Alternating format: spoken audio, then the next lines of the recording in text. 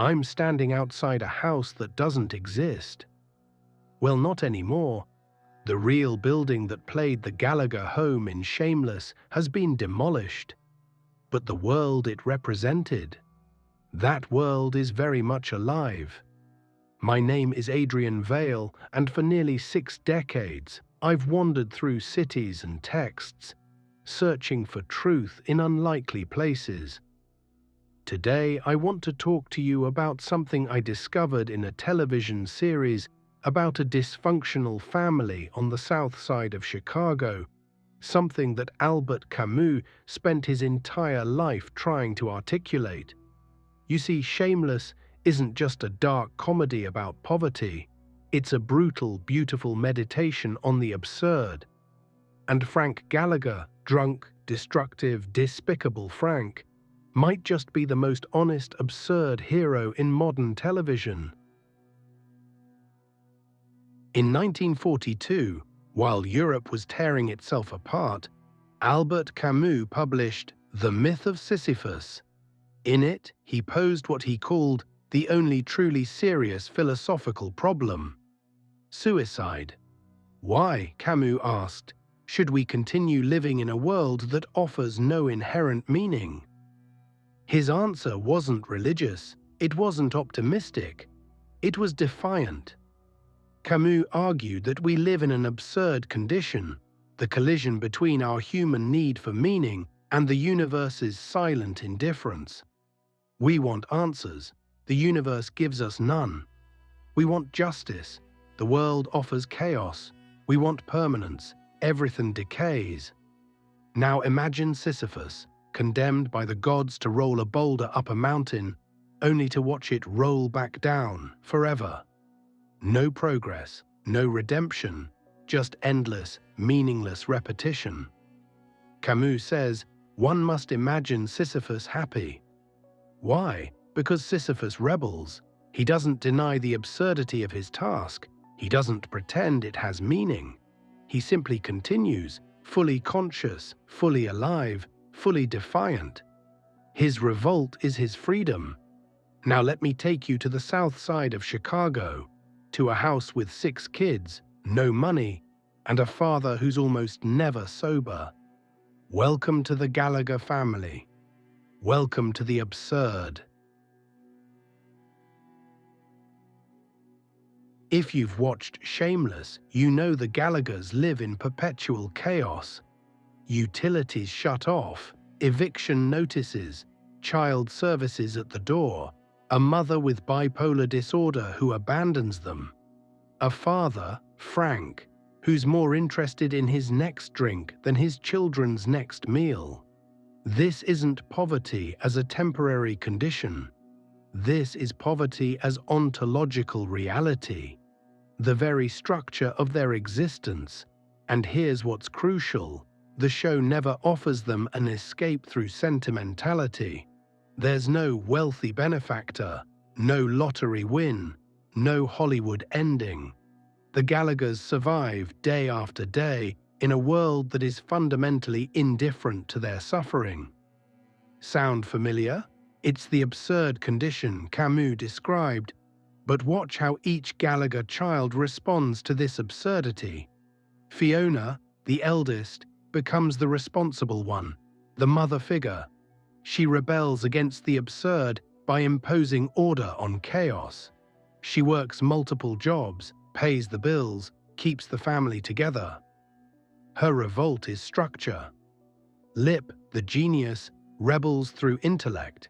He believes for a time that intelligence can be his escape route. But the show is merciless. It demonstrates again and again that talent isn't enough in an absurd world. His revolt becomes learning to live despite his wasted potential. Ian rebels through identity and love, fighting to be seen, to be accepted, to find meaning in connection, even when his own brain chemistry betrays him. Debbie, Carl, Liam, each finds their own form of rebellion, their own way of pushing back against a world that was stacked against them from birth. But then there's Frank. Frank Gallagher is despicable. Let's not romanticize this. He's a neglectful father, a con artist, an addict who has caused immeasurable harm to everyone around him. And yet, Frank might be the purest embodiment of Camus' absurd hero in contemporary fiction. Think about it. Frank has no illusions. He doesn't pretend the world is just. He doesn't believe in the American dream. He doesn't think hard work will save him or that society cares about people like him. He sees the absurdity with perfect clarity. The system is rigged, meaning is a construct, and we're all just killing time until we die. His response: total anarchic rebellion. Frank refuses every social convention. He won't work a meaningless job. He won't pretend to be a good father when the role feels like a lie. He won't participate in a system he knows is designed to crush him. Instead, he drinks, he schemes, he philosophizes in bars, he pursues pleasure with absolute commitment. In one episode, Frank literally gives a speech about how the poor are kept poor by design, a moment of startling lucidity. He knows, he sees the absurdity, and his response is to refuse to play the game. Now, Camus would say the absurd hero must do three things: revolt, maintain freedom, and embrace passion. Frank revolts against society, against responsibility, against meaning itself. Frank maintains freedom. He refuses to be constrained by anyone's expectations, even at tremendous cost. Frank embraces passion. He pursues every desire, every impulse, living entirely in the present moment. But here's where it gets complicated, because Frank's rebellion is also deeply destructive. His freedom comes at the expense of his children. His passion is addiction.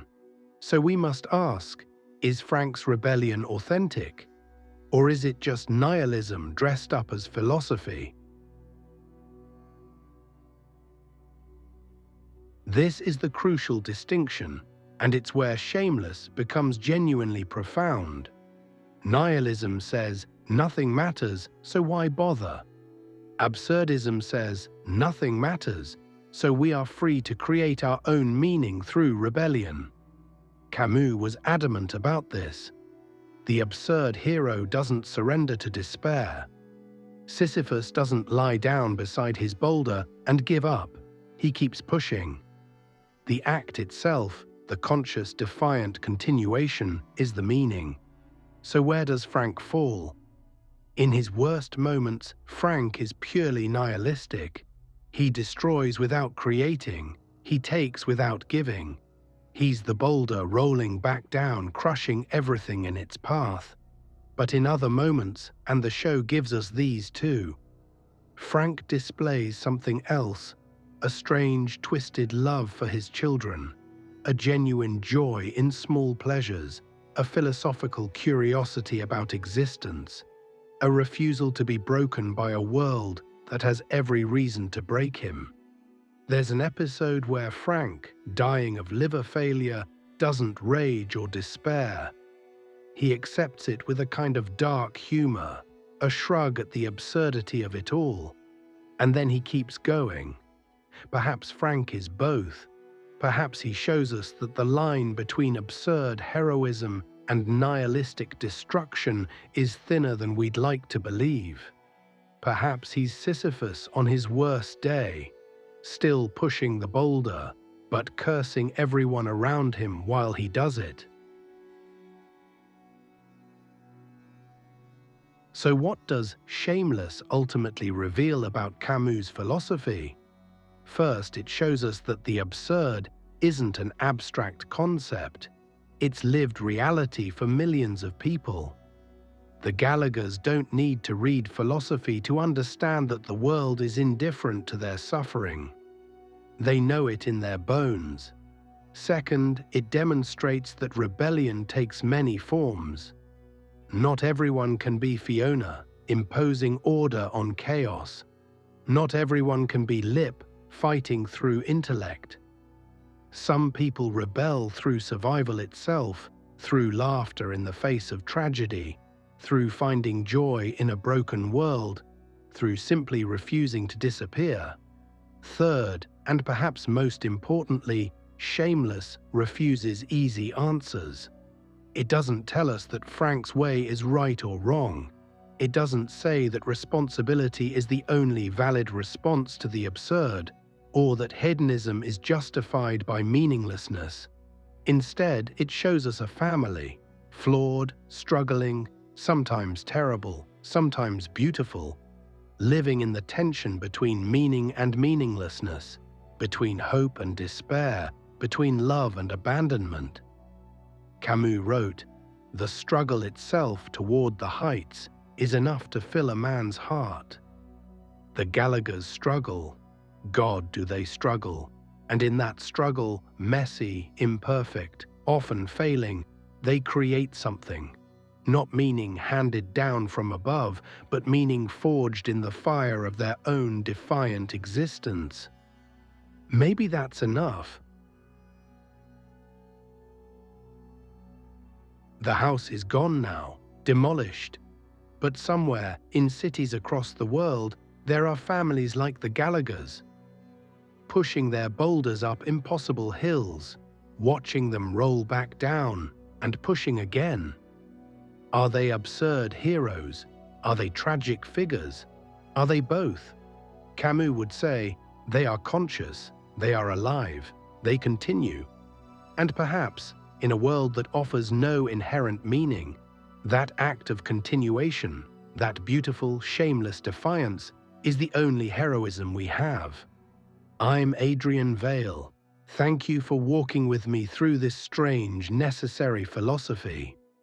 Keep pushing your boulder, and maybe, just maybe, learn to smile while you do it.